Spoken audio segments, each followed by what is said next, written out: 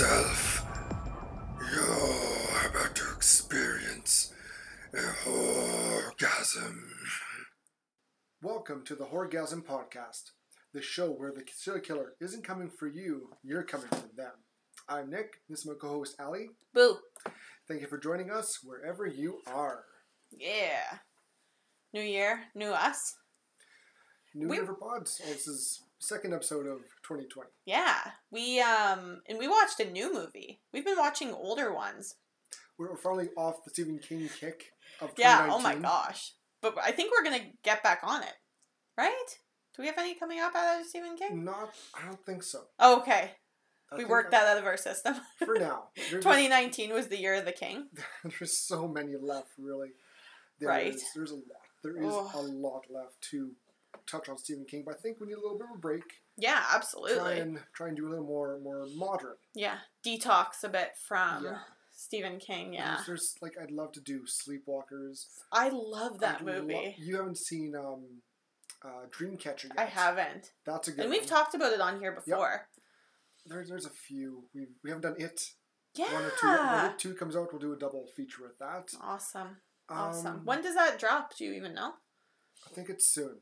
Yeah, it's gotta be. Early this year. They'll be Absolutely. They have to. Because when did it come out? Wasn't it October or November? It was late October. Okay. Yeah, which makes sense, right? To correspond with Halloween. Yeah. That's the best way to do it. Especially when you're in the horror game in quotations, right? Yeah. Do you think they're going to keep making Stephen King remakes? Do you think that's something that they could keep doing? They got tons of material. Absolutely. I don't see why not. For sure. Because I think The Stand is already in pre-production. Yes. Yeah, you're right. So what is The Stand about? I'm not even sure. Oh, it's basically like a post-apocalyptic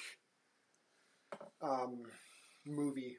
Okay. That's it basically end of world. People are kind of survivors, and there's this one guy who's leading, but he's shady. Shady. Okay, Yeah, so are we talking like Book of Eli shady? No, we're talking Antichrist shady. Oh. Like there's him and there's some other guy who's trying to kind of kill everyone. Like it's been a while since I've read that book. Okay. It's really twisted. Huh. It's one of the more twisted Stephen King books. Okay. So. And has there already been a video or movie of it? Okay. Like it. There was a made for TV. A mini series. Yep. Fun. That was in the 90s. I'm pretty sure. Okay. So Stephen King seems to be a big thing from like the early 80s to the early 90s. Was that kind of like his time? I think so. Yeah. Okay. So they just kind of sucked him dry. Pretty much. but he has still new stuff coming out. I was going to say he's still writing books. Well, a couple years ago, he had that one book, The Dome. Yeah. That was turned into a small TV series. You're right. I heard the book wasn't great. I heard it was better than the movie. Okay. Or the TV show, I think. Oh, yeah. I mean, yeah. That happens.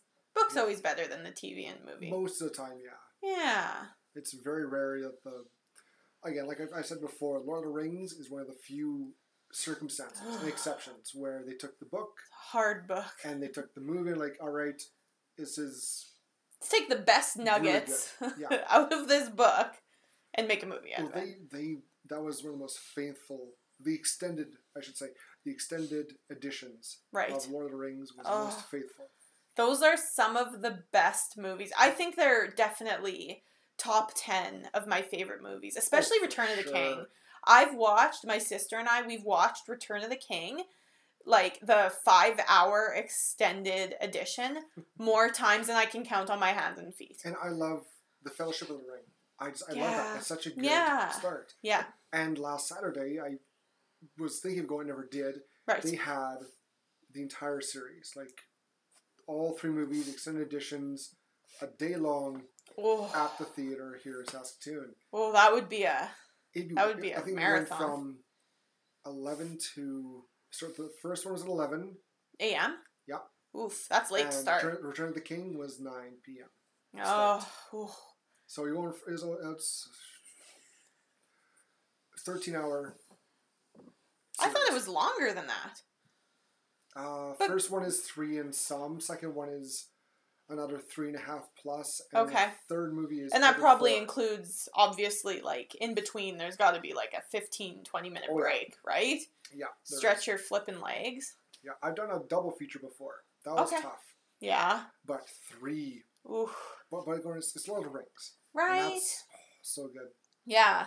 They're amazing. But speaking of books made into movies, we, on Talking Chop this week, our first topic is going to be the new trailer just dropped for Hansel and Gretel. Yeah, we just saw that. We just watched it.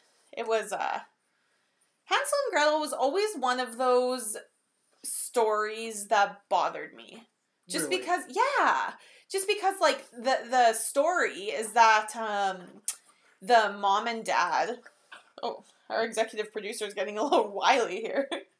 The mom and dad, I believe, like, couldn't feed them or something, so instead of, like, starving altogether, they, like, leave them in a forest. Isn't that what the actual original Grimm story is? No, I'm pretty sure it is. Because I've heard a lot of renditions of it, and I'm sure that that's the Grimm one. The one version that I know really well is they went to the woods, and they left the trail of breadcrumbs. Right. And then they ran out of breadcrumbs, and they kept going, and they got lost. Right. They were in the woods for God knows how long, and they stumbled across this house made of candy. But I think that that's the version that they made for kids then. No, I don't think it was. Because the Grimm one is where their parents leave them. I know that for a fact. Like, their parents leave them in the woods because they can't feed them. But the children's version, yes, of course, has the breadcrumbs, and that's how they are supposed to find their way home. I'm sure that's in all versions. I think that's the original too, where they are doing trailing through the woods, leaving breadcrumbs, get lost, lose the breadcrumbs, come across the witch's house, which is made of candy. Yeah. Like kids gingerbread and stuff, usually, yeah. Kids are eating, which finds out, hey, what are you doing? If you're going to do that, come inside. I have proper food and goodies inside. Make them eat. They get trapped. The sister gets caged up. The brother, he's all, I don't care. I'm getting fed all these delicious treats. I don't care. Yum, yum, yum. The sister finds out that the witch is fattening off the boy to cook him. And she gets loose. She tricks the witch into looking in the oven, pushes her in, slams the door, burns her alive. Yeah. And kids then, they run away and they re-find the breadcrumbs and go home. Right. I'm pretty sure that's... Yeah, that's like that's the widely known one, but I literally just listened to the Myths and Legends one, where it's a lot darker, right? Like one of the Grimm ones, and I'm sure it was the brothers Grimm that it was the thing. Yeah. That's because I remember being like, that's not what I've heard. But it's that the parents are starving, and so they don't want to, like, kill their kids, basically, or starve altogether, so they leave them and leave. Basically, like, they put them into the forest and leave. And they do the whole breadcrumbs thing, knowing that they're not going to find their way home. Because, like, birds eat the breadcrumbs and stuff. I've listened or read that story. Right, absolutely. So. Like, everybody knows Hansel and Gretel. But anyways, this trailer looks really good. Like, Gretel is played by the girl from It, the new It. What was her name in the movie? I forget. Yeah, she was like the girl. Yes. From part the main girl. Part 1 and the backstory of part 2. Right. It looks interesting. It almost looks like they threw too much in it, though, from the trailer. For sure. Now, I guess you have to kind of expand it to make it fill in 1.5 to 2 hours. Right. But I think there's enough material there to make it last. Like, I listened to a Myths and Legends, and it was just the guy talking, obviously. And with ads, it was an hour. Yeah. So, but I guess you have to make that about double that, right? But the trailer, they have different characters. It's a bunch of children. It looks a little convoluted. Absolutely. I'm now unsure. Which is what I've heard about the new Grudge movie, is that they tried to change the lore almost completely. Yeah, I've heard, sadly, nothing too positive about it, which is too bad, because it's a great spooky idea. Yeah. I don't know. I'll have to wait. I don't like following other people's opinions because they're absolutely. not mine. Right. My taste in movies are very me, and I don't care. People can come and tell me, The Thing is Sure. a terrible movie. Well, Right. I don't think it is. I like movies that other people are not a fan of. Me and too. I don't like movies that people think is the best thing ever. Right. So I've been known to I'm known actually one of my main character traits is being like kind of too cheerful and too happy and thinking everything's great and the world's, rose-colored glasses and all that kind of stuff. But I genuinely, like, sometimes when I see a movie, like, I genuinely appreciate that it's a piece of art that somebody's basically poured their heart into, Yeah. And I have trouble looking past that and being like, oh my god, this is a steaming pile. But, I mean, it does happen, obviously. But, yeah, I don't know. I would still see The Grudge, I think just sort of for, like, seeing its sake. And because, like, I think I'd really like to see Ju-on. And yes, I would like to see the original one too. yeah, I'd like to see Ju-on, and I'd like to see, like, isn't there more than one Grudge, too? Yes, there's Yeah. quite a few. Okay. In the original series, there's 5, 6. And they ended up, which I still haven't seen yet, surprisingly, I've let this go on so long, The Grudge versus The Ring. Oh, yeah. Yeah, And Samara that looks- versus Kayako or whatever. Yeah, Samara versus Kyaku. Yeah. Or Kyako. Yeah. And it looks almost too funny to I was going to say, it looks comical. Yeah. It's straight up horror. Yeah. But it almost feels like kind of the same way Freddy versus Jason was done. Yes, It was seen as a horror movie, but they also threw in some of the more comedic elements. for sure. Because that's what really those Yeah. movies are known for, is their camp and their one-liners and their, over-the-topness. Yeah. Right?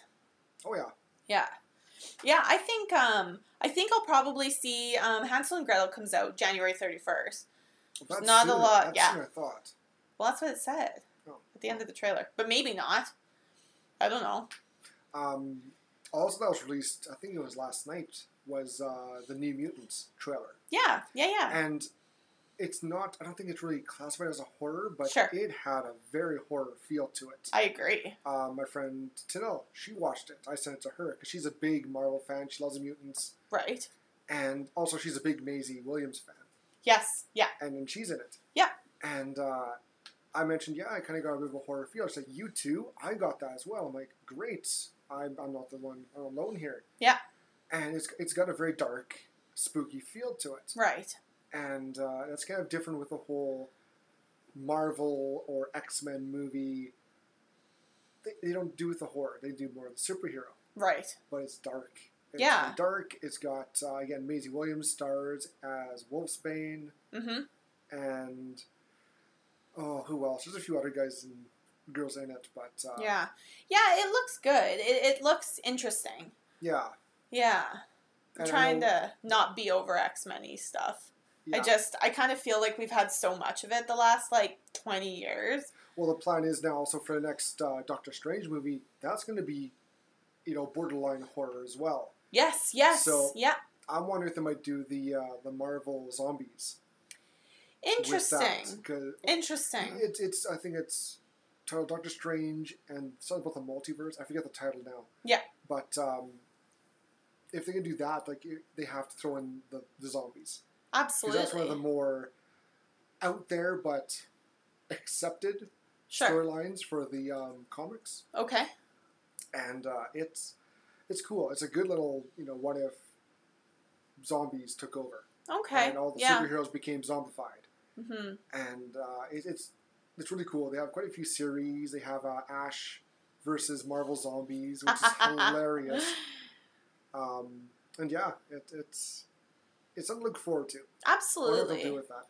I'm always excited. I feel like horror always gets a bad rap because of the things that usually are in horror movies, I guess you could say, like nudity, gore, jump scares. Like that stuff gets a bad rap. Like it's not something you take your family to see, right? Yeah. And I think because of it, larger studios stay away from making horror movies. So I feel like if we could normalize it a bit and like mainstream it just a touch, maybe we would get more studios making horror movies, and then we get better horror movies almost, if that makes sense. Yeah, but it's also people who think a proper horror movie should be rated R. Rated R cuts a good chunk of the viewers out because they're underage. Yeah. And nowadays, the horror community fans, some are so obsessed and they're so critical of what's coming out. I agree. It's tough to come up with a good horror movie that that pleases both the diehard fans and those, hey, I feel like just trying out to watch a scary movie. Is this for me? Right. Absolutely. So it's very difficult, and that's why studios aren't too keen to give like some of the more not hard, but like more of the more adult movies, the R rating. Right. People were excited because Wolverine got the R rating for Logan. Yeah. So they can have the extra violence. Right. But it was almost too little too late. Yeah, at that point. Deadpool. Yeah. R-rated superhero movie, and it did great. But also, they kind of all the teenage fans couldn't see it because it's rated R. Exactly. Can you go if you're accompanied with an adult? I'm sure you can. Okay. Because I was going to say, I'm pretty sure I've seen, like, when I was a kid, I saw, like, PG-13 movies with my dad. Oh, yeah. Because sometimes PG-13 is, like, saying fuck. It's and like, also, really?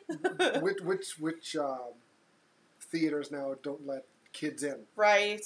That's their bread and butter. It has to be a pretty explicit, The day they start checking my purse for outside food and drinks is the day they start checking IDs. True. Yeah. True. I don't know. I know there's some movies that are the exception. I can't think of the one. One is very, very well known as being just one of the worst explicit movies out there. Sure. But it's bad when it's been banned. It's kind of been shunned from outside. And I can't think of what it's called right now. And it's one of the more well-known bad movies. But I think you also don't need nudity and gore to make a good horror movie. Don't you think? Like I totally agree that it's kind of what we're used to, but I don't think you But then you're left then just to what? Jump scares? No. Because then that's the only way to really have a scary movie nowadays. Right. Jump scares. Although for example, this movie that we just watched, Apostle, you found it tough watching the more graphic scenes. It's certain graphic scenes that I can't do. It's just certain ones. Really? But it's like, it's one of those where like I enjoy it so much because I'm so in the moment. Like as soon as we started watching this, about 20 minutes in, I was like, Nick, I gotta turn the lights off. Because I need this. Like, I need to be in the moment. You need the atmosphere. Because I could tell. It was kind of giving me, like, if Witch and Hereditary had a baby, that's what we just watched. Okay. Kind of. And I know you haven't seen Hereditary, but when we watch it, you'll be like, oh, yeah. This bitch knows what she's talking about. But it was, like, it's just so... Like, it's a slow burn. But in, like, just gives you just enough. So you're like, what the fuck's going on? What are we watching? Why is that guy there? Why is he doing that?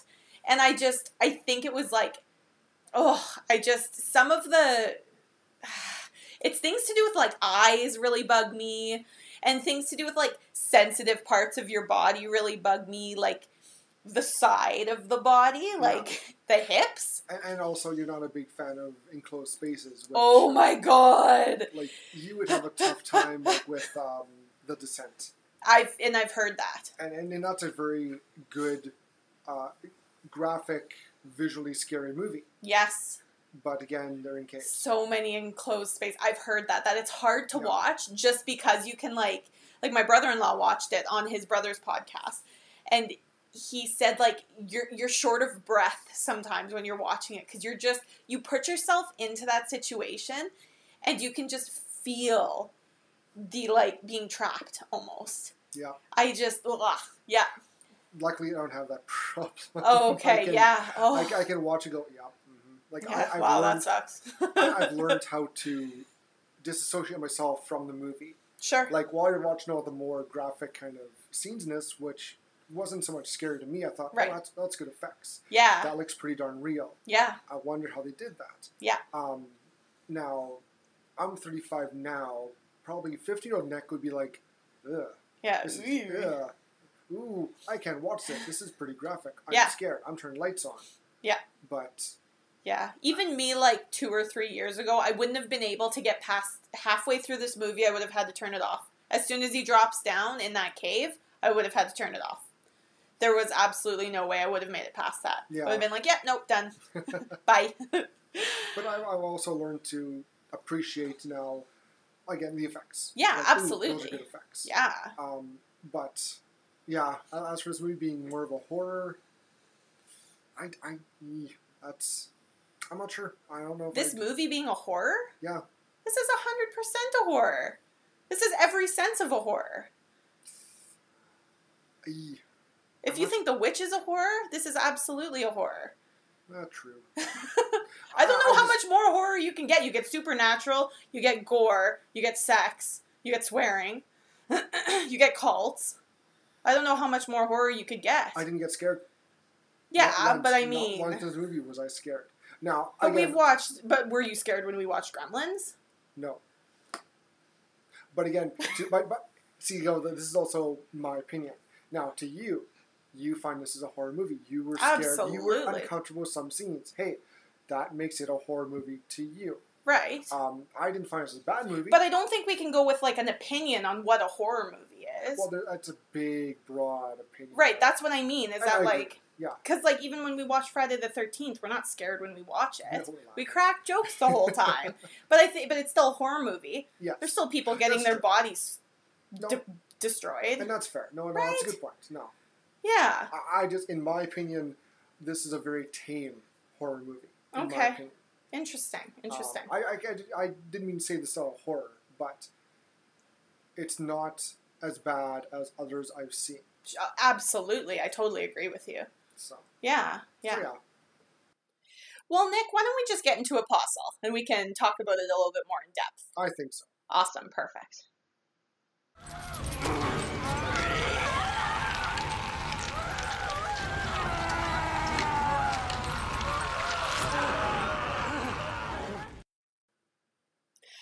All right, so Apostle is a 2018 movie, and it's directed by Gareth Evans. And this movie was actually suggested by my brother-in-law's brother. Would that also make him my brother-in-law? Once removed? Anyways, this was... something like that. I'm trying to, like, do it in your head, like, +1, carry the 4. Related by marriage. Yes. He's my brother related by marriage, I guess. I don't know. Sure. His name's Kenny, and he actually has another podcast, which I was featured on for an episode of Hereditary, and it's called the Life with Kenny podcast. So after you listen to this awesome episode that we're about to dissect, you should definitely hop over and give him a listen, because I know he just dropped a couple more episodes for 2020. So yeah. And cool. It's fun. Yeah. I was thinking we might do, like, a crossover or something one day. Someday. That might kind of be fun. Yeah. He doesn't really do only horror movies, but I know he likes them. Like, he suggested this, so I remember he texted me and said that I believe he said that this movie, like, it's been a minute since he texted me. It was probably about 6 months ago, but he said that this movie was really scary and we should watch it. And I was like, absolutely. I'm always up for a fan suggestion, so. That's yeah. what I'm here for, yeah. Yeah, and I was into this movie. This movie did it for me. I didn't mind it. Yeah, this movie did it for me. Didn't mind it. Again, it's not one of the most scary movies out there that I thought. It had its moments. It had its good, gory moments. Absolutely. It felt very The Wicker Man. This is almost... okay, This is very Wicker Man feel yes, to me. You're right. Very Midsummer. It's... Yeah, no Nicolas Cage, no cage full of bees. Bees! It was set period-wise in a very good time. Yeah. Actors were great. Yeah. Actresses were great. Yeah, the acting was fabulous in really this good. movie. This is what I was thinking, like, when I was mentioning just before this in Talking Chop about bigger studios making these movies. Because this movie was made by, like, I don't actually know the studio that made it. It was, like, X by X or something. Yeah. But it's a Netflix original movie. Oh, really? It sure is. I did not know that. Just like The Ritual, which was another Scary Woods movie. Right? I like The Ritual. Both, actually, The Ritual and this movie both have stars of Downton Abbey in it. Oh, Just as a side note, I'm a huge Downton Abbey fan. But I thought that this, like, the actors were awesome. And you could tell the budget was good. Yeah. And, yeah, if they just solely, like, they stopped making horror movies for movie theaters and only release them on streaming services, I'm fine with that. Because then they can kind of fuck with the ratings and stuff. That's true. Yeah, right? that's Like, obviously, don't actually, like, stop releasing them in theaters, because I'll cry. But, like, I don't know. It was fun. They can they have a little bit more freedom when it's their own streaming service. That's right. They can add as much gratuitous, nudity or Teenage sex scenes? Exactly. or violence and blood as much as they want. Exactly. I'm sure there is a rating system and some sort of censors to it that they can't go overboard. But, yeah. Mm-hmm. Absolutely. So Nick, how did you hear about this movie? Did you hear about this movie before it was suggested? I don't think so. I don't think I did either. Nope. Honestly. Nope. I saw it pop up on my, like, whatever, recommended on Netflix, but I never actually took the time to watch it. I think if I did come across it, I think I did. I did a quick read of the description. Yeah. Looked at the poster, I thought, looks like a B horror. Yep. Nothing too fancy. Right. I agree. And yeah. Yeah, it didn't even come across my radar. No. Because the description is like, it's 1905 and a man is going to save his sister. And it's like, okay, great. I don't care. It's like, who kind of cares, right? But yeah, it turned out to be, I was pleasantly surprised anyways. Not that I thought, like, Kenny would steer us wrong, but I was pleasantly surprised. Definitely. I was too. Yeah. It had a good few twists in it. Yeah. The villain kind of switched over. A few times. I counted twice. Yeah? It was the main guy, Malcolm. Yeah. And then Quinn kind of took over. Well, Malcolm to kind of like the goddess, and then to Quinn, don't you think? I don't see her being the villain though. She was almost like a victim in this entire movie.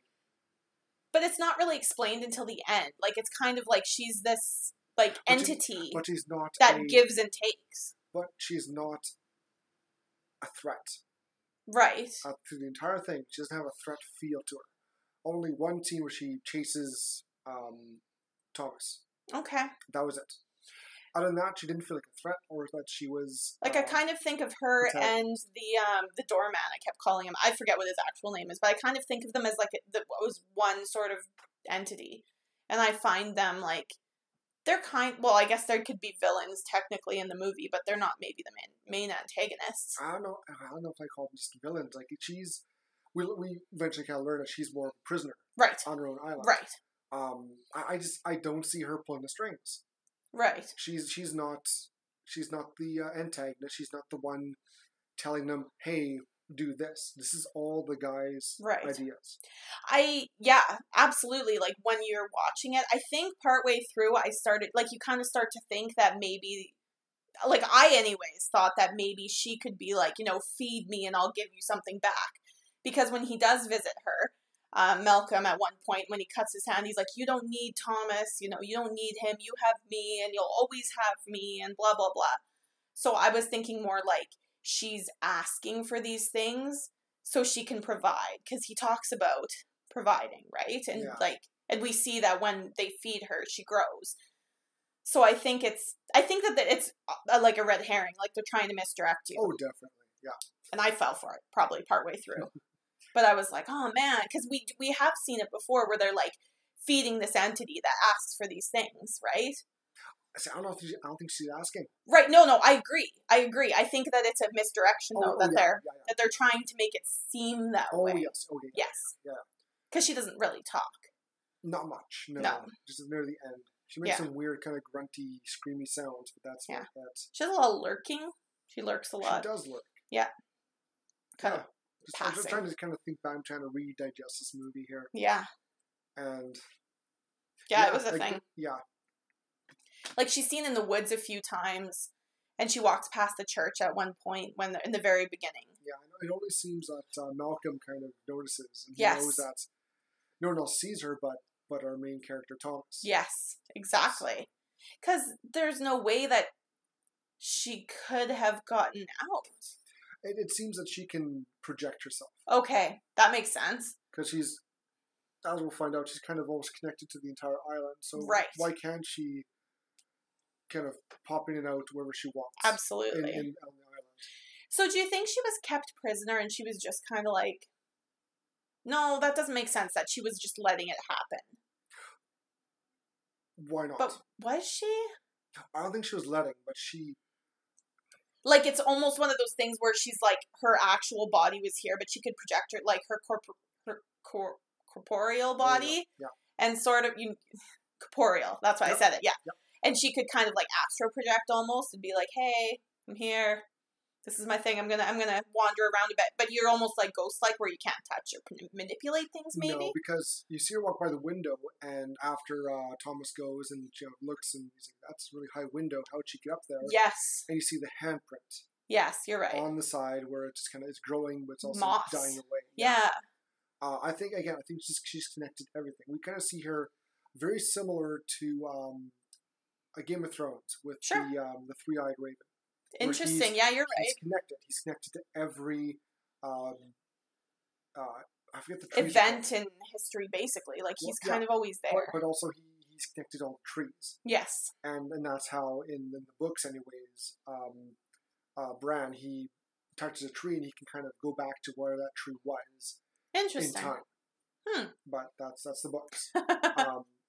I think she has a connection to the entire island because they're on an island. We find out that they're on an island, and you get a bit more backstory how they found her, and they call her a goddess because they feed her blood of the animals, and crops would grow and they would be very healthy and all that. And it seems that it stopped working, so they resorted to using humans and sacrifices. And Malcolm's like just feeding her himself. Right. His own blood, trying to keep her going, and it's still not working. So either her power run out, and she needs someone to take over, or what, which we find out later on in the movie. Right. Absolutely. So I think it's just she's connected to everything. Everything on the island is a part of her. She's the, in quotation marks, goddess. Right. Of the island. Okay. It's very Lost feel to it. With, like Locke and the smoke monster and all that. From Lost. Yeah. So her physical body... So her physical body was tied down, but she could still see what was going on. She could still see what was happening. Oh yeah, like she could still have herself be stuck where she was in the barn, but she can also exist in other parts of the island at the same time. Makes sense. Yeah. That's what I took out of it. Yeah, it totally makes sense. Yeah. Yeah, because then when we saw that she was, like, basically imprisoned in the barn, and it's like, I was thinking, like, well, how could she have walked past the church? And then he saw her in the woods, and it doesn't, but that makes sense that she could astral project, basically, and just be in multiple places at once, because she is the island, basically. Yeah, you see astral project. I say she just can have herself be in more than two places at once. Okay.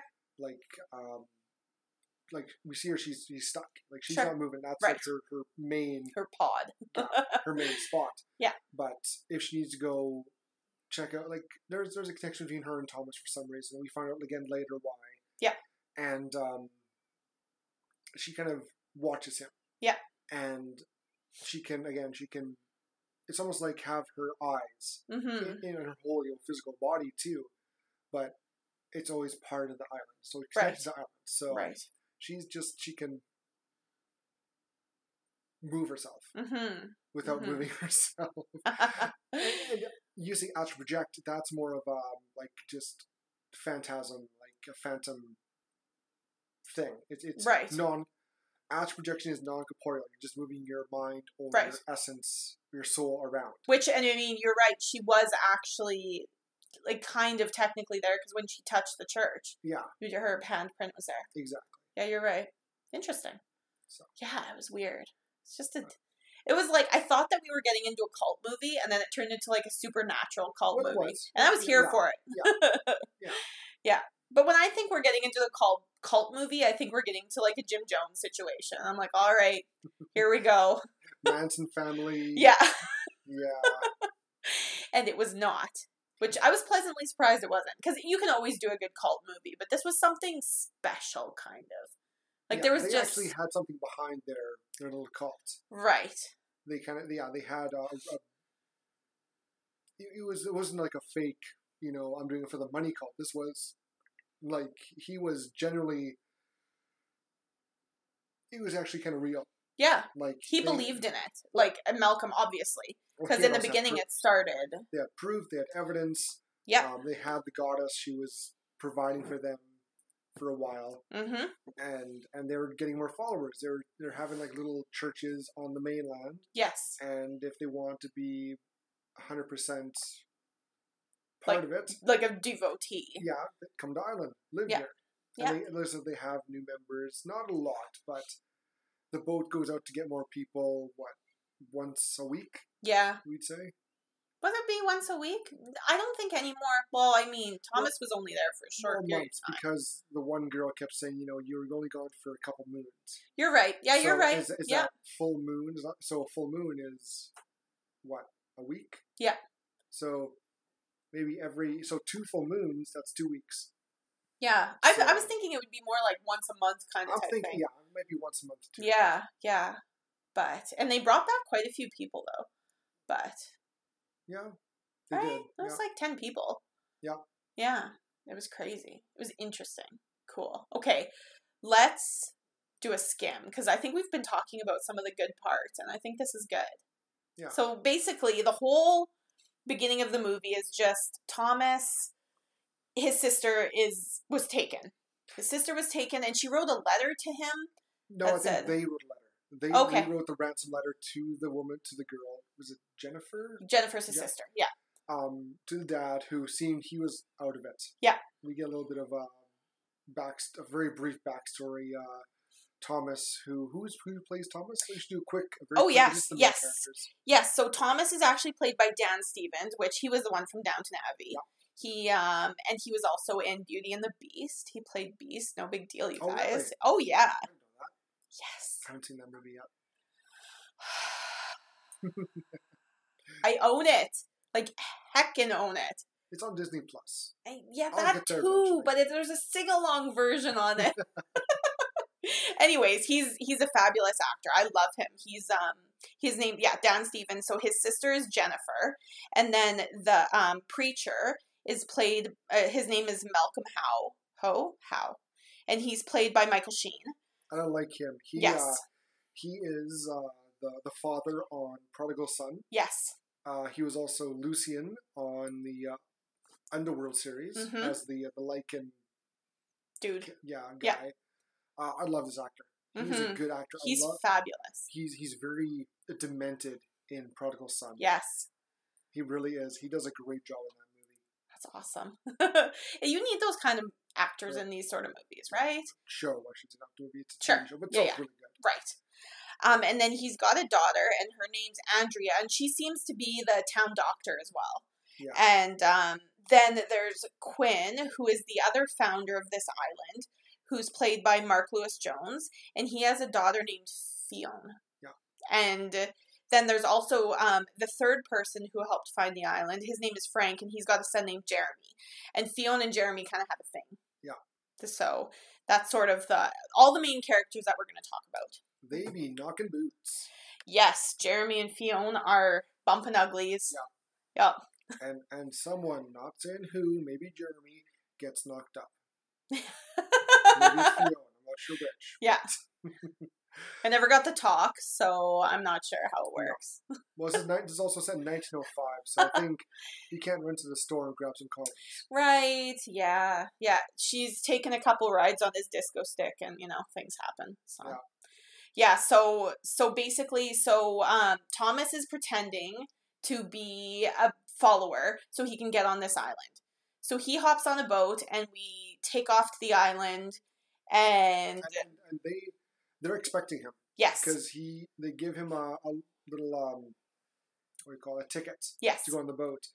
And you see someone else's ticket doesn't have a red mark in the bottom corner. Right. So Thomas, he's a smart guy. He kind of knows what he's doing already. Absolutely. So he goes and he kind of switches one of the other guys there. Yes. The guy's going through his luggage and let me help you. And he's like, oh, thanks, brother. And he does the old switcheroo. Yeah. And, so he gets on the boat and right away the guys there, they kind of make an X on the other guy's suitcase. To kind of, just basically say, hey, this is the fake guy. Mm-hmm. Money's in here. We'll know who to look for. Exactly. So they get to an island, and Thomas kind of goes through the initiation, and not initiation, but they go through the screening process. They all end up at the church. Yes. And listen to Malcolm do his big old sermon. Mm-hmm. And this is where we see the old woman walk past. We don't know who she is at this point. And it's funny because Malcolm, he's talking to everyone. Everyone's kind of they're already indoctrinated. They're already, we believe. Yeah, they've already drank the Kool-Aid. Oh, yes. But, Thomas, he's kind of looking around. He's trying to find out where his sister is. Right. Trying to go look for clues. And he's playing along. Yeah.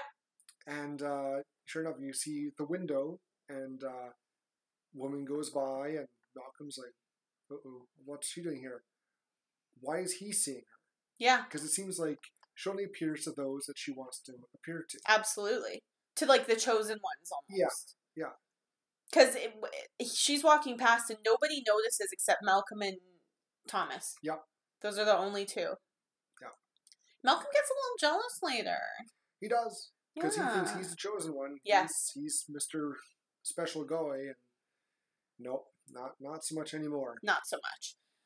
And as he's coming in, then we see, as he's going into the church, he sees that there's that suitcase man is being dragged into the building. And he's like, oh, well, that's probably not good news. But it's a guy, does he recognize that it's a guy that he stole the ticket from? Probably. I think he does. He probably does. I think he does, yeah. So, then we have the church scene where he goes in there and we see the woman. And then this is when we see Fionn and Jeremy bumping uglies. And but they're in love and they want to get married and start a life together and all that boring teenager stuff. Yeah. We kind of get an idea they're in love, they're having sex. Yep. And they're ready to be together, even though it's probably, it's almost like Romeo and Juliet. They're not supposed to be They're not allowed to be, yeah. And so also Thomas, he decides he's going to go sneak around. Yes, he's going to go do some heckin' sneaking. Yeah, he's going to try and find some evidence. Yeah. And he sees he peeks in his one window, and there's a family of man, wife, and daughter. And the husband, he cuts the woman's arm willingly, and she kind of fills a jar up some of the way with her blood. Yes. And to kind of, try and get the daughter to come to, and she's like, fuck that. Yeah. There ain't no way. I'm not giving her blood. Ugh. And so Thomas, he kind of swoops around a bit more, and he kind of runs into Fionn, and she looks terrified because they got caught. Yes. And you're supposed to be out after the night bell, they call it? Yeah, they have a curfew. Yeah. Yeah. And then he also looks in the preacher's house, and he sees him opening up a hatch and popping down it. Yeah. Yeah, and it's hidden under a rug. That's right. The most inconspicuous place you could put a secret hatch. Yeah. And so he goes back to his room and he sees everyone's got a little jar of blood in front of their door, and he's like, well, you got lots of blood, I'm just going to fill mine up a bit. Yeah. And just to fit in. And he goes to turn the key, and there's a big thorn kind of. Yeah, that's hook. Yeah, and out he of cuts the his key. finger, and a few drops come and spatter on which I thought there'd be more to this. Yeah. There was again, like, again, it was Like, I a think... good idea, but it Right. didn't follow through. I think the whole idea of it is that to show that they're underneath, like the tunnels are underneath, right? Underneath these homes, Yeah, and the blood is for the goddess. That's why I took obvious. that. Yeah, It's like a sacrifice Right. to have good harvest. exactly. Feed Yeah. it to the goddess. And so when Thomas bleeds on the floor, the panels a little bit, the wood there, then the camera kind of pans, so you're looking down like a bird's eye view, and you see this like face sort of pressed up against the wood, and it's like blah, blah, blah, blah, blah, blah, trying to like, because the blood like moves towards the It side. shows that's again that I thought, oh, okay, it's being drawn towards the goddess, but no, it was some guy. Yeah. Some guy was licking it up, or else that was the goddess. I was gonna say, I don't think we can definitively say it was a doorman dude. Because But- he's got this weird mask thing on, so I Yeah. think it could have been the goddess. For sure. That would make more That sense. makes Yeah. perfect sense. Yeah. Yeah, and that was creepy. That was the first thing where I was like, this is going to be a scary movie. There's going to be some things going on here. And so then he also draws a map. And this map is Yes. important later. But he's kind of surveying the land and figuring out sort of where everything is in respect to the town. And he's made a note that the secret hatch or whatever is under the preacher's house. Yeah. So then there's just, the preacher obviously pops out of the tunnel and we see him walk into a barn. And this is where I gave the guy the name Doorman, because there's a guy just standing at the door letting the preacher in. And he, Dan goes, or Dan, I keep calling him Dan because I love Dan Stevens. So Thomas goes back to bed and we see that he's a drug addict kind of. Yes. Like Yeah. I'm guessing opium. Opiates for sure. Yeah. Absolutely. He's got some problems. Yeah, he's having a bit of a time. And then this is when Jeremy, trying to take him under his arm, wakes him up to go to work. Yeah. And also, I don't know if you mentioned the fate of the guy who he switched tickets with. He gets beaten pretty good. They're trying to interrogate him, trying to find the money, because it's all about money, which is weird. Why do they need money for it? And Malcolm says in his sermon, he's like, you need not for money, you need not for any, you don't want for anything here. It's weird. Yeah. But, do we ever find out why they need money? No, it's not. Again, this is why there's some issues with this movie. Huh. But they kill. Yes. They end up, because Malcolm figures out this is the wrong guy. Yes. Because I forget what he says something that kind of gives it away. That he says something, and Malcolm kind of he's like, wait a minute, this is the wrong guy. He did a switcheroo. Yeah. This poor guy got beaten silly, like he's kind of broken.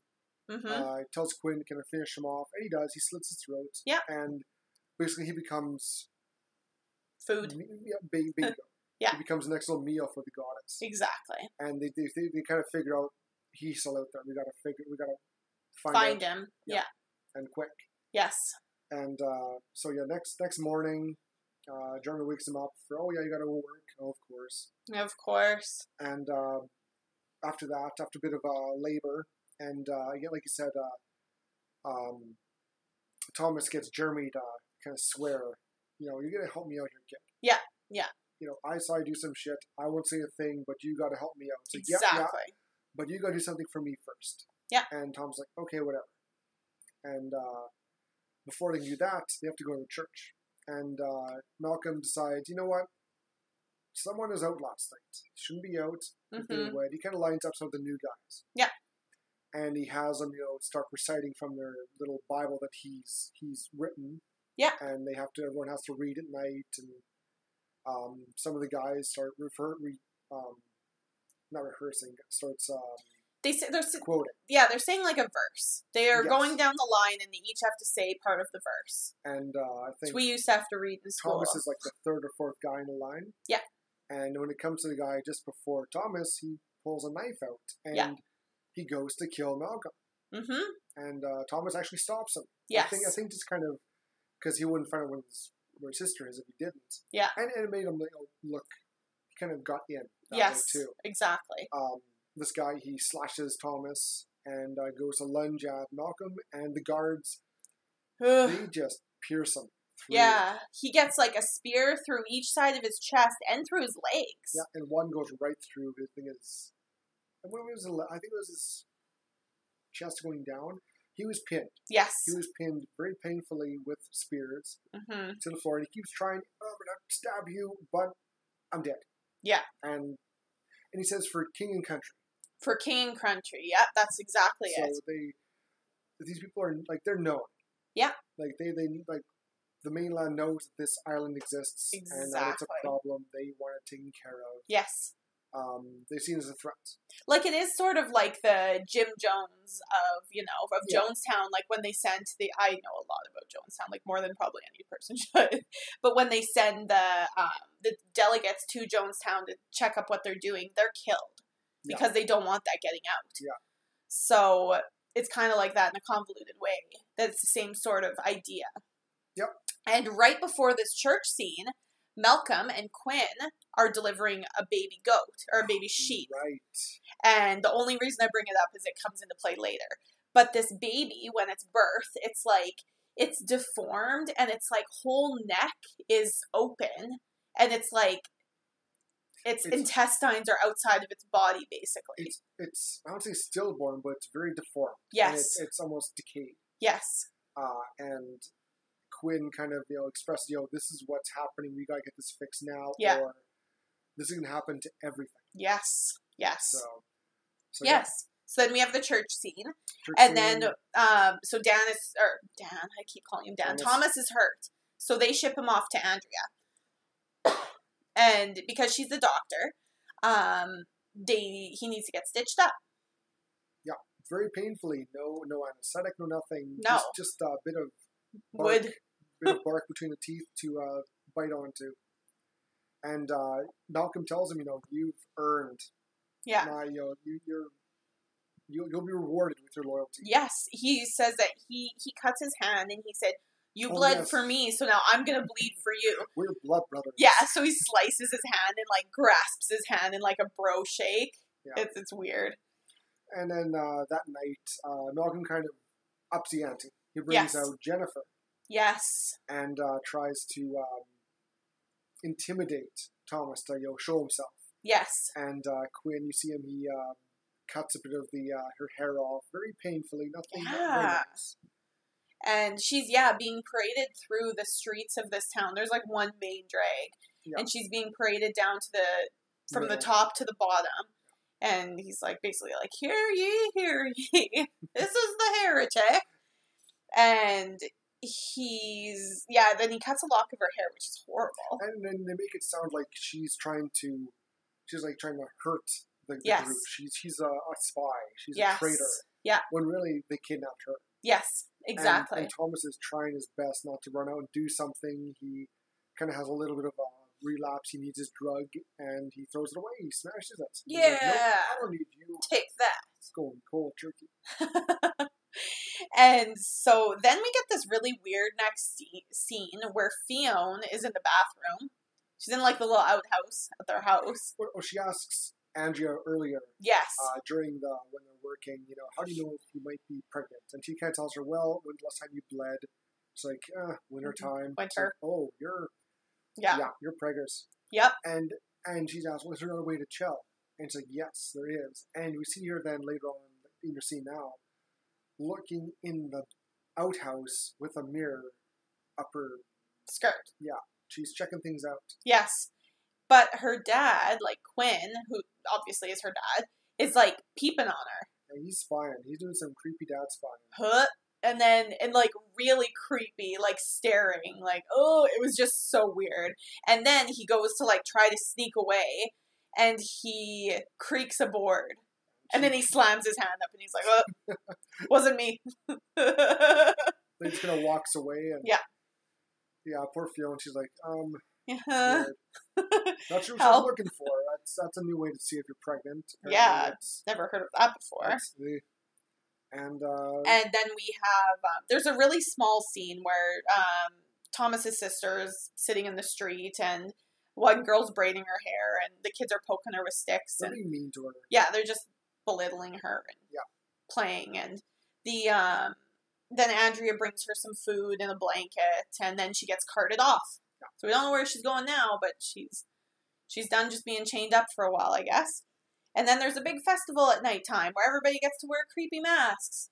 Hooray! Right. Yes. And this is important because Thomas takes Jeremy. He's told him now about the secret hatchie thing.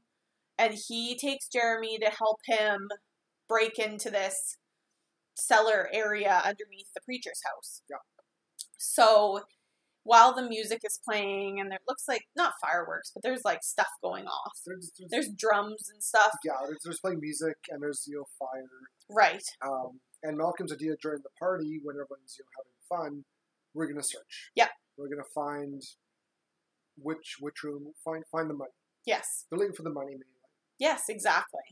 And so they're searching the rooms, and Thomas and Jeremy, so he starts hitting at the bricks with a pick, basically, to try to get chisel. the chisel, right. Without breaking through, he just kind of breaks the mortar around the bricks and takes them out one by one, so he gets Jeremy to put him back in when he sneaks through. And because of the loud music, he's doing it to the rhythm of the drum, so nobody can hear him. Smart. Yeah. Smart guy. Nobody's the wiser. Nope. And while they're doing Then it is until during a little search, they go through Thomas's room. They can't really find anything until Malcolm looks back and sees a little piece of paper from below the drawer. Mm-hmm. And he sees, it's a map. That's weird. And they kind of look out to the outside, and they see Jeremy's lamp. Yes, so, underneath. So Quinn yells at Frank, Frank, he's in the house. And they try and go, and they're very slow. Yes. For being right next door. Yeah. Thomas he gets in, he gets Jeremy to kind of put the bricks back up. Mm-hmm. And he heads down the tunnel. Yes. And Jeremy's just coming out, and his dad catches him, pulls him out, and he's like, "What are you doing, Jeremy? That's what do I do with you, boy?" Yeah. And kind of get out of here. Get out of here. I'll take care of this. Yeah. And tells, he's in the house, and so they plan to have Frank go into tunnels and chase him with the gun. Yes. Quinn, where's Quinn going? Quinn is going into the, he's going down he lets Frank into the secret hatch, and he's watching so there's the entrance into the preacher's house, and then the exit is to the barn. Yes. So Quinn is watching the entrance at the preacher's house, and then Malcolm goes, and he's standing at the barn. Yeah, he's waiting up the other end, and Frank is flushing him out. Yes. So Thomas kind of runs through, and he goes over this weird little I don't say water. It's kind of like a gap. Yeah, it's just like a human sized, like just a board over top of it. Yeah. And it looks like gross. Yeah, it looks bloody. Yeah. And he goes to the other end, and he's just going to the ladder, and he hears Malcolm's horse whinny. Yes. And he's like, "Oh crap! This is a trap." Yeah, it's a trap. It's a trap. So he goes back, kind of hops into the weird, mucky, bloody water. Stuff. And Frank goes by him, and Frank starts going up the ladder, and Malcolm panics and shoots. Yes. Almost kills Frank. Yeah. And they're like, "Where the hell did he go?" Mm-hmm. And Thomas is trying to crawl through this bloody, goopy body parts. Yes. And he passes a chicken that's alive still. Yeah. Somehow. Bok-bokin. And all of a sudden, the old lady, the goddess, appears out of the bloody water and chases him. Yes. Doesn't grab him, doesn't get him, but he just kind of gets away, and she doesn't follow him. Mm-hmm. And he pops up at this, sort of cave, like an inlet almost by the sea, and he's looking on the wall, and there's all these, not hieroglyphics of her, but somebody's been there and painted pictures of her. Yeah. Yeah. And so then we look at the barn. This is when we actually go to the barn, and now we see what's inside of the barn. Yeah.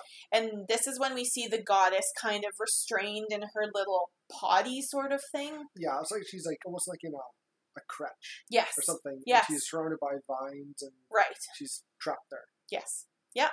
And then, so this is when Malcolm's saying, well, I'm the only one you need. You don't need him. You only need me, girl. Why would you show yourself to him? He's nothing. He's nobody. Yeah, I'm the one. You want to, I'm the guy in charge.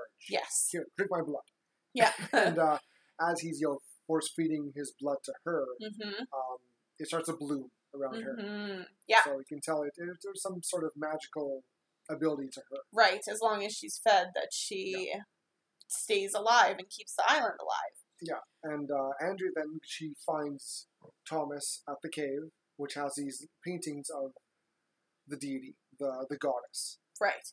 And it shows, I guess, there's like 2 serpents above her, and there's like red blood coming onto her. And you can see around here, things are blooming and growing. Right. So it's kind of like, it explains what's going on. And Andrea finds him, and we get a bit of a backstory, because she sees this burn of a cross on his back. Right. And we find out that he was a missionary. He went to Peking with his group to share the word of Jesus and God. And they didn't like that. Burning all his crosses, killing all his followers. Yes. And branding him with a white hot cross on his back. Oof. Which you saw right at this part-ish, when you're like, hey, there's a cross in his back. And I'm like... Well, earlier when when he wakes him up. He has all these slashes and like a cross on his back. That's weird. And we find out why. Yes. And because of this, what happened, he lost his religion completely and really just kind of fell off the boat. And he was rough. Like, his dad thought he was dead. His sister kind of didn't think he was alive. Right. And he kind of came back after he heard about his sister was kidnapped. Yes. And so Andrea takes him to this little hidden spot in the wheat field to hide. Yes. And this is where she kind of explains that, like, this is all scorched earth. Like, nothing should grow here. Like, look at this. It's poisonous. And she pours a little bit of, like, water into this vial of something inside of the wheat. I think it was just dirt. Was it? Okay, yeah, you're right. And it just bubbles and fizzes. And it's, like, it's literally poisonous ground. It's almost like... it's like ash. Volcanic ash ground. Right. Nothing can grow here, but yet, like she says, it does. Everything does, yeah. Because of the goddess, it does. Yeah. So, and then when this is happening, we go back to the docks, and, like, to the town, and there's some docks there, and there's a boat. And Malcolm sees Frank putting stuff into a boat. And he's like, well, what the heck? And they're leaving. Frank's had enough. He almost got shot. He's tanking Jeremy, and they're leaving. Yeah. And so Jeremy tells us he wants Fionn to join him. He says, you can come with us. Yeah, I want you to come with us. We were going to be man and wife. Yeah, she tells him that she's pregnant, and he's like, oh, good, let's get married. We're leaving. Come with us. We'll elope. And she's like, okay. Yeah. And he's like, stay here. I'm going to go get something. It's a present for you. I'll be right back. Yes. And it was a carving, because he was kind of telling how he was going to build a house out of the boat they were shagging in. And she's like, well, it's a bit of a small house, but hey, you can build a door. Yes. And so he was kind of carving a little, I forget what it said now. It said hope. Hope. Okay. As depressing as that. Yeah. And so he takes off. He's like, I'm going to go show her. I'm going to get more loving. Yes. And her dad, he sees Jeremy leave, and he goes, confronts his daughter. And she tells him, yeah, I'm pregnant. And keep it, and it's mine. You can't do a thing. I need a dad right now, not a monster that you're being. Yes. And he's like, nope, you are blasphemous. You got whore lips, and I don't like you right now. We're going to do an impromptu abortion. Yep, super quick. Grabs a knife. And he explains, I've seen what happens on this island. I've seen what happens when things are birthed. This is going to end up poorly for you. There's an abomination in your stomach. I was going to say, he says it's an abomination. Yeah. And I wonder, though, if she left, would it be okay?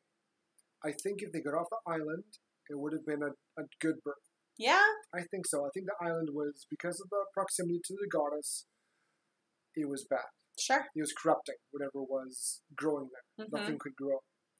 Unfortunately, we'll never know, because as Quinn is carving up this child out of him, he kills her. He gets her, the child, and and his daughter die. Right.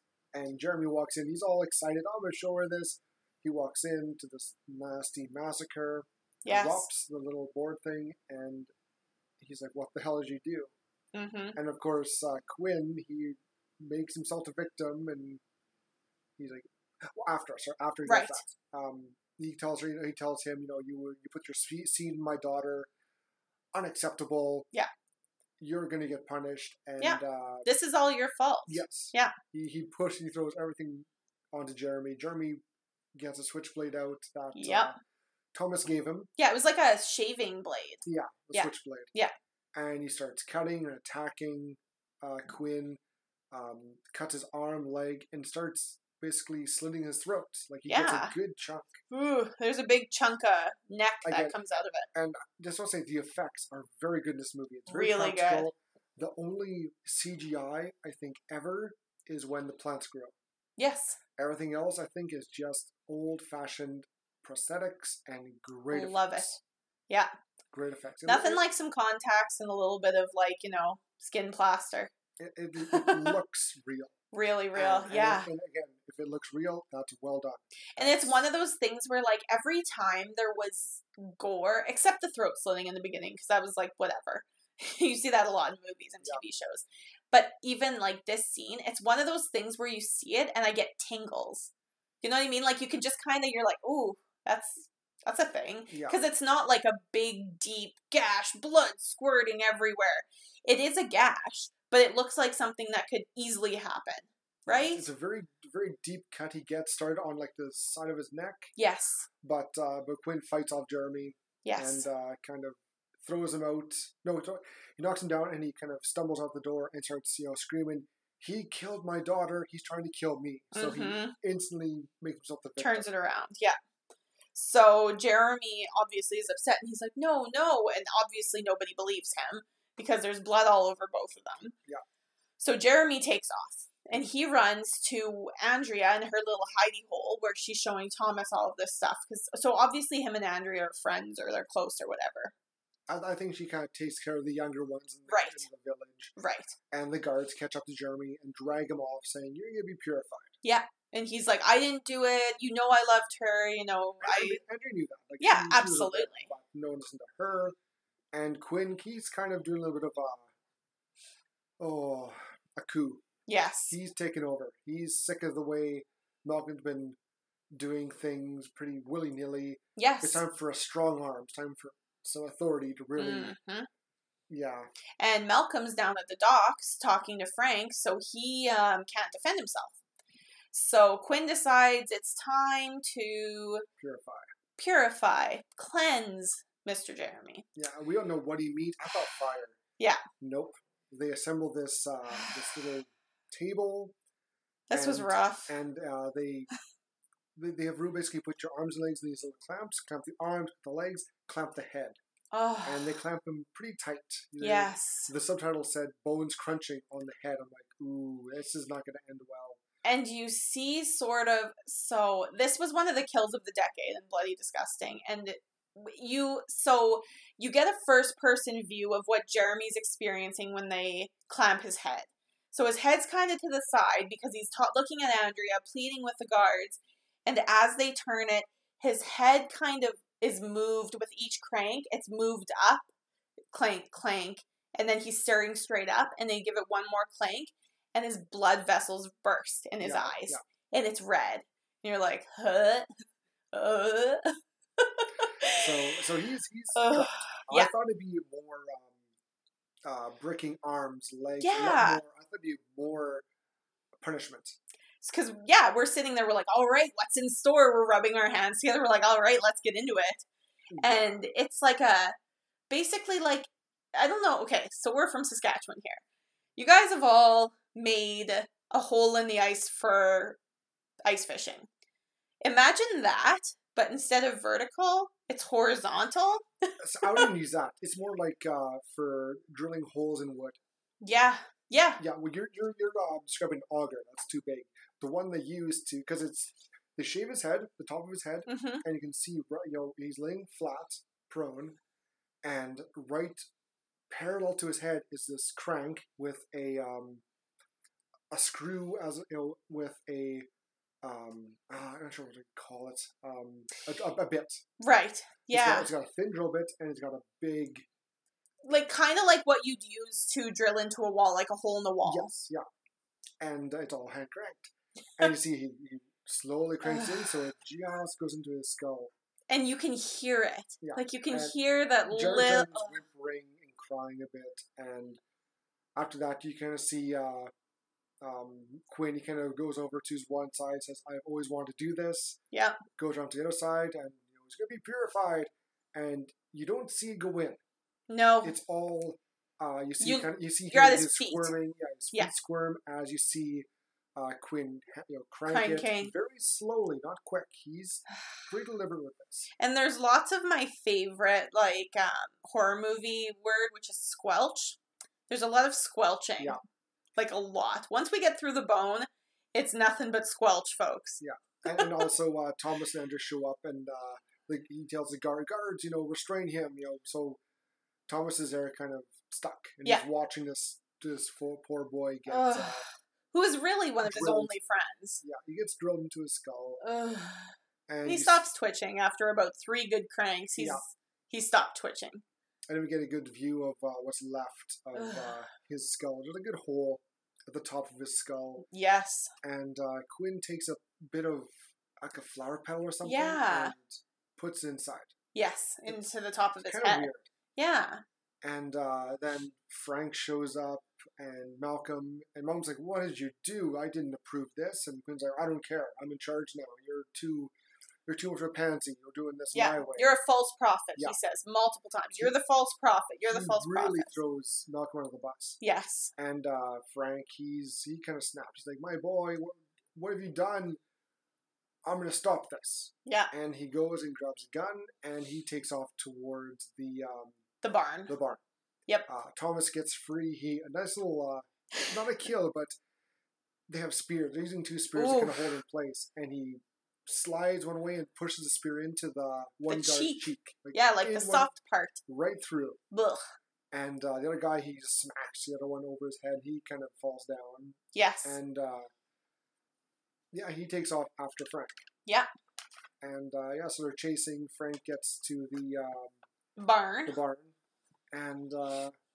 And we hear a gunshot. And so Thomas is running up, and he hears a gunshot. He kind of pushes himself against the door, and he sees Frank open the door and come out, and he's holding his stomach. Yeah. And we see that he's got a gunshot through his stomach. And you're thinking, what the heck? He just had the gun. And then the doorman dude walks out, and he's got the gun now. So it's like this doorman that I keep talking about is like the goddess's protector, basically. He doesn't really leave the barn. He's just watches over her. Yeah, he feeds her. He's called the grinder in this. Okay, the grinder. He grinds up the food and force feeds it to her. Yeah. So we see he kills Frank. Yeah.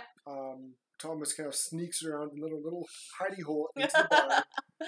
And Malcolm and Quinn show up. And they see that Frank's dead, and Malcolm kind of tells the grinder, go inside, get out of here. And Quinn shoots him. Yes.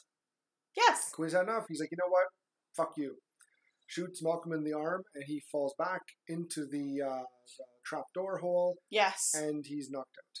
Yes, and that's why you don't have hatches, kids. Yeah. So so Thomas kind of sees what happens, and he's roams around. He sees what's left of poor Jeremy. Yes, in the barn. Just basically torso, the top half. Ugh. Yeah, also he got grinded. Yes. Into a meal for the goddess. Yeah. And Thomas he sees these bags being hung, and he finds his sister. Yeah, I think she whimpers or something. Like he walks up to one of them. He's like, Jen, and he hears a whisper, and brings it down and opens up. Oh, there she is. And then Clunk, the grinder, he catches him, which is I don't know why he didn't think of hiding or being quieter. Clunks him on the head, knocks him out, and Quinn kind of shows up and drags away Jennifer. Yeah. And we see Thomas waking up with hooks in his body. Yeah, hooks in his hand, keep his hand restrained. Hooks in his knees. This was another tough one, folks. I'm just telling you, if you watch this and you're not heavy, like, I don't mind gore, but for some reason these two just bothered me. And I told, while we were watching this and I saw Thomas hooked up, I'm like, oh, Nick, I don't think we're going to get a good ending here. Like, this is not going to be a happy ending. No, so the grinder, he starts, turn the crank and is pulling Thomas close to the grinder, and he gets his one hand in there. He loses half his hand. Yeah, he's got like his index finger and his thumb. Yeah, he can make an L. Yeah. He can call people losers. Which, I mean, really. So he gets free because it grinds his hand, which has the hooks hook in it. Gets free. Him and the grinder have a scuffle. They fight a bit, and the grinder ends up kind of the hooks in his head. Yes. And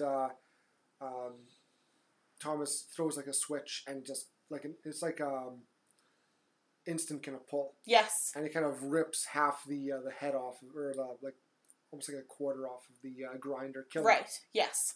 And so Thomas kind of quickly binds his mangled hand and goes to talk to the goddess. Yes. And she calls him her son. Yeah. And puts her nails into his head. Yeah. And shows him what happened. And so we find out that Malcolm, Quinn, and Frank were convicts. They land on this island. Mm-hmm. And they stumbled across the goddess, who was like in a shawl. Right. And they decide, hey, we're going to throw in this barn, and we're going to force feed you all the blood and all that, and it'll make the island grow. Right. It'll be like the sacrifice. Yes. And eventually it kind of stops working, so they resort to then people. Yes. Yeah. I think Malcolm for a while tried to just use himself to feed her, but obviously you only have so much blood. Yeah. And so that's when they started resorting to other people. And now they've moved on farther, where it's Quinn is also, he's talking to Andrea and Jennifer at the same time, and he's kind of talking the story out. Yeah. While we're seeing it through the goddess's eyes. He's got them imprisoned in in the church. Yes. The church. Yes. And he basically tells them, same thing, this is what's happened, this is what I'm going to do. I'm going to breed you, so every year we're going to have sacrifices to give to the goddess. Yes. Yeah. And he's going to basically start feeding her fetuses or something, I'm assuming, right? Yeah. He says feed her your womb. Yeah, is so what he basically says. your malformed children will become the food. Yes. Which is twisted. Yeah. And then we see she kind of releases Thomas, and it's weird. Like he's almost welcoming her embrace, because he kind of leans into her, and she gives him a hug, and he stands up, and I think she speaks in her own language about him being a son and to free her. Yes. And he takes a lantern and kind of smashes it into her little prison. Yeah, and he's like, forgive me. Yeah. But she's like totally accepting. Like she doesn't even flinch. Yeah. As she's lit on fire. Yeah. So basically he burns her. And again, this kind of proves a connection. The barn's on fire. And we go back to the village. The village is on fire. So basically all the buildings are on fire. Everything that she touched was connected and is on fire. Right. So Thomas shows up and asks some old lady, where's Andrea? Where's Jennifer? Yes. And she's like, oh, they're in the church. Yeah, so they took him to the church. And at this time, Quinn sees, well, why is there fire? Oh, no, this is not good. Yeah. And Thomas bursts in with a knife. Yes. And stabs him, right at his collarbone. Yeah, right in his solar plex. It's almost higher up. It was almost just below the neck. Ugh. And they kind of struggle a bit. And Andrea gets, a hold of the gun. And she shoots the chain, sort of where the chains are holding them, the origin of it in the wall. And they start reefing on it to pull it out of the wall. And as they just get free, Quinn has another knife and he just stabs Thomas repeatedly in the side. Right in the side. He screws his liver up. I was going to say, that's where all the good stuff is. And kidney shots, liver shots, it's bad. Yeah. And they both grab Quinn. Yeah. As Thomas is holding on to the knife in his chest, and they pull. Yes. And Thomas K does the same thing, and they bisect him. Yep. So well. Right from like collarbone down to guts. Yeah. It just pulls right through. And so that's the end of Quinn. Yeah. Oof. And so Thomas kind of grabs he gets him free because there's keys. Yes. Gets him free from their chains, and tells him there's the boat. Get to the boat. Yeah. And so they're running, and they don't. Well, Thomas doesn't make it. He kind of collapses by this one tree. Yeah, right on the top of the hill. Him and Jennifer have a bit of a brother-sister, farewell. Yeah. I've always, loved you. I loved you, blah, blah, blah. And Andrea knows that he's not going anywhere. Right. And at this time also we see Malcolm wakes up and he kind of stumbles out, sees that the barn's on fire, sees everything else is on fire.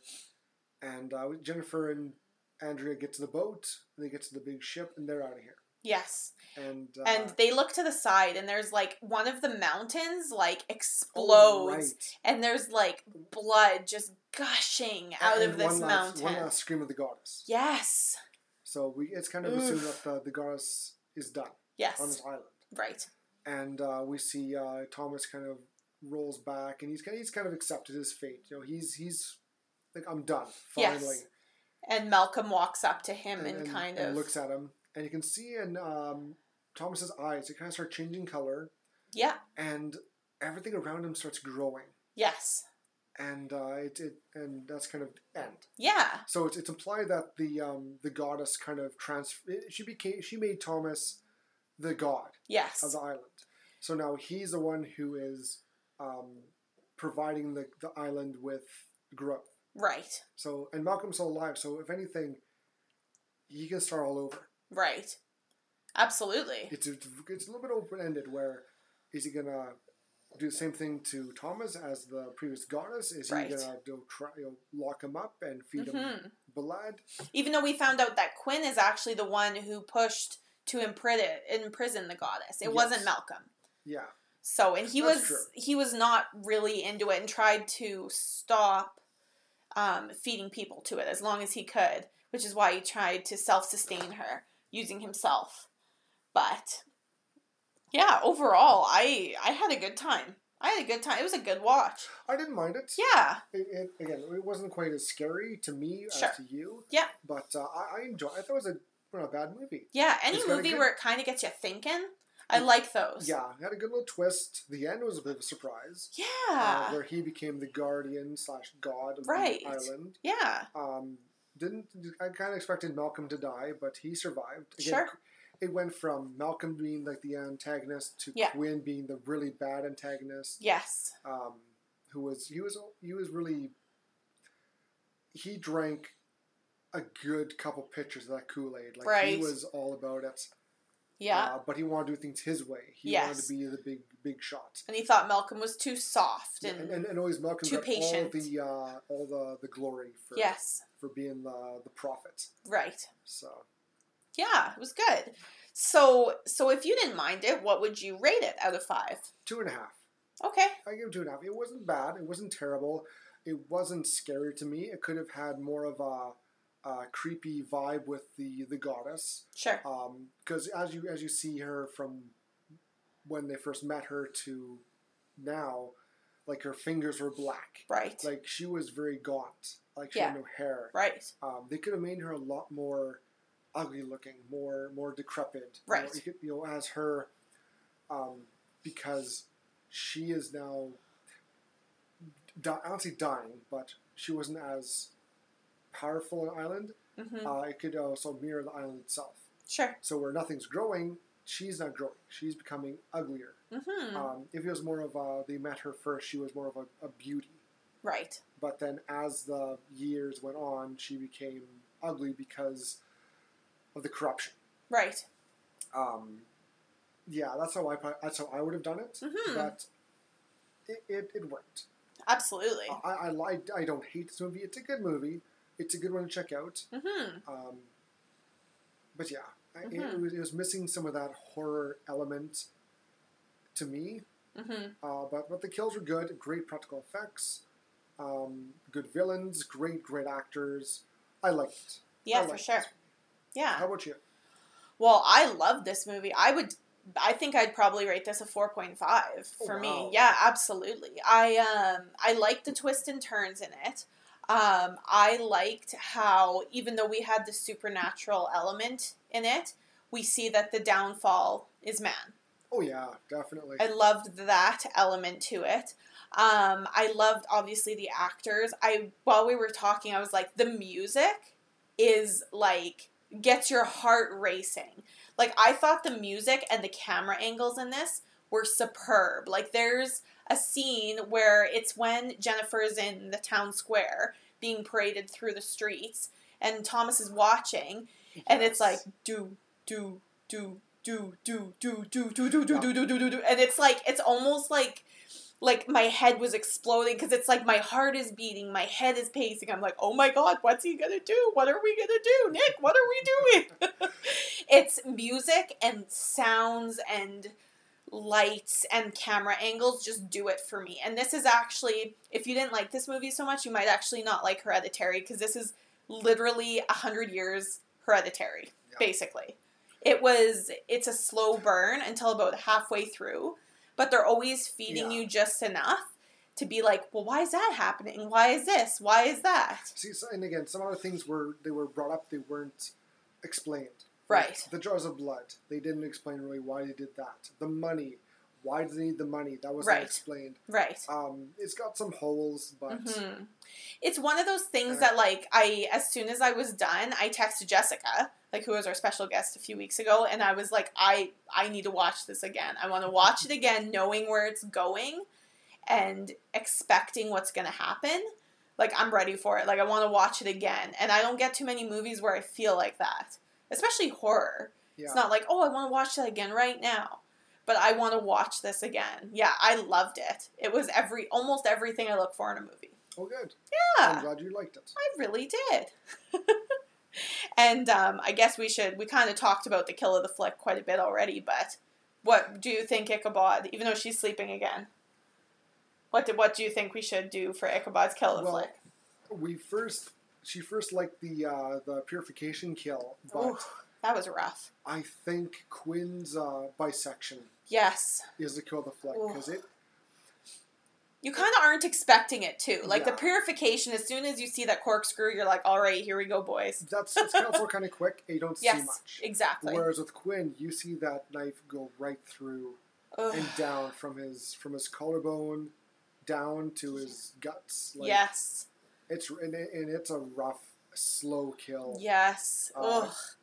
Jeremy's was a little quicker. Yes, a little more humane, but this was rough. Yeah, it was graphic, and right before that too, you were seeing him stab Thomas in the side repeatedly. Yeah. So it was kind of like, yeah, it was a lot, but it was good. That was I think a good graphic death. Absolutely. That was pretty good.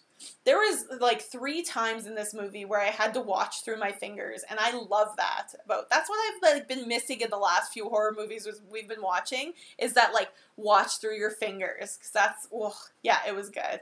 I like that. That's a good gore fest for me. It wasn't overly bloody. No, those scenes. But it was graphic enough. I didn't mind it. It was pretty good. Yeah, and not like over the top graphic. No. Yeah, like very realistic. Not Evil Dead over the top. This had a good bit of realism to it. Like like when Jeremy was slicing Quinn's neck. You know, he didn't get much, but what you see is pretty rough. Yes. It's a good chunk. It is. Cut. Not off, like it's in there. Yeah, I agree. Yeah, it was crazy. So that was Apostle. That was Apostle. Thanks again to Kenny for suggesting that one for us. Woohoo! I again, as much as I'm a bit critical of this movie, I didn't mind it. That's good. It makes for a good conversation. It does. Yeah. And next week we are watching Battle Royale. I'm so ready to dip my toes into J-horror. I'm so ready. I've only watched a couple. Like One Cut of the Dead that came out on Shudder. That one where it's like they film like 35 minutes consecutively of the same movie. Yeah. and then they do the 3. You would actually like that. You would definitely appreciate that. I'll But have to watch that. I haven't watched too many J-horrors, so I'm ready for it. This one is based on a Japanese manga where, under the same name, where basically all the juvenile kids get sent to this school. Mm-hmm. And it's like this is the movie that inspired... Danganronpa? No. Oh. No. It's a live action Catching Fire. Hunger Games. Thank you, Hunger Games. This is the story that inspired Hunger Games. It's exactly like Danganronpa. That's why I thought, which is another Japanese video game. And I think that they did get inspiration from Battle Royale. I'm sure they did. Yeah. I haven't watched or read this of Danganronpa. I haven't seen it. You should watch it. Let's play. It's fabulous. But it's so they pick every year. I think it's a year. It might be a few times a year. They pick one random class. They throw them onto this island. They put explosives on their neck, and are sent out to kill each other. Last one lives, survives, and is the champion. Yeah. And these are all kids. Sure. And the manga is a lot more graphic and in depth. Sure. And also show more characters. But the movie is great. Mm-hmm. It stars the biggest star, I think, that actually her career really took off was the girl who was in Kill Bill. You're right. The girl that plays with the mace. Yes. Yeah. Yeah, she's in this. Yes, and I did know that. She does a great job. Awesome. So I'm excited. I love this movie. It's a great. You thought you were scared from this movie. Oh, you're in for a treat. I'm ready. I don't mind gore. Gore doesn't bother me that much. As much as I'm like, hey, it really doesn't bother me that much. It's it's not. It doesn't make it unwatchable for me, is what I guess I should say. Okay. But yeah, I'm always in for a little bit of gore, and I've watched half of this movie before. Probably about 10 years ago, I watched half of this movie. So I'm like really excited to watch the rest. It's a doozy. I watched all the goreless scenes. Oh. So I don't actually have any backstory. But I'll talk about that more next week, I guess. It's a good one. I can't wait till next week now. Me too. And thank you everybody for joining us this week. This episode was brought to you by our executive producer, Ichabod. We hope you enjoyed your Horr-Gasm as much as we did this week. Please don't forget to rate, download, and subscribe. Also, like and follow us on Facebook at Horr-Gasm Podcast, Instagram at Horr-Gasm, Twitter at Gasm Horror, and YouTube at the Horr-Gasm Podcast. If you have a movie you'd like us to review, like this week, this is the best way to let us know. We hope to see you again next week for Battle Royale, yay! Because we have such sights to show you and plenty of Horr-Gasms for you to experience. Thanks so much.